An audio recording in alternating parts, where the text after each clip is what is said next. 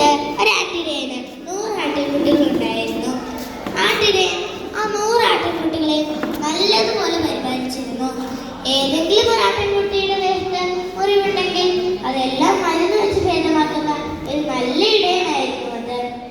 ഒരു ദിവസം ഇടയൻ ആടുകളെ കൊണ്ട് മേയുവാനായി പോയിട്ട് തിരിച്ചു വന്നപ്പോൾ നല്ല വിശപ്പും ക്ഷീണവും ഉണ്ടായിരുന്നു. എന്നാൽ തന്റെ ആടുകളെല്ലാം തിരിച്ചു വന്നിട്ടുണ്ടെന്ന് ഉറപ്പാക്കുവാനായി ഇടയൻ എണ്ണി നോക്കി.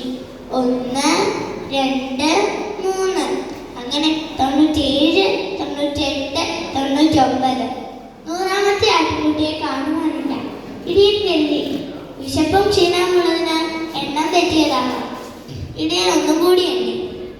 1, 2, 3 അങ്ങനെ വീണ്ടും 97, 98, 99.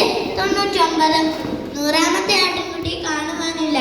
ഇടയൻ കൂട്ടിൽ നോക്കി, അവിടെ ഇല്ലായിരുന്നു. എല്ലായിടത്തും നോക്കി, അവിടെ ഒരിടത്തും ഇല്ല.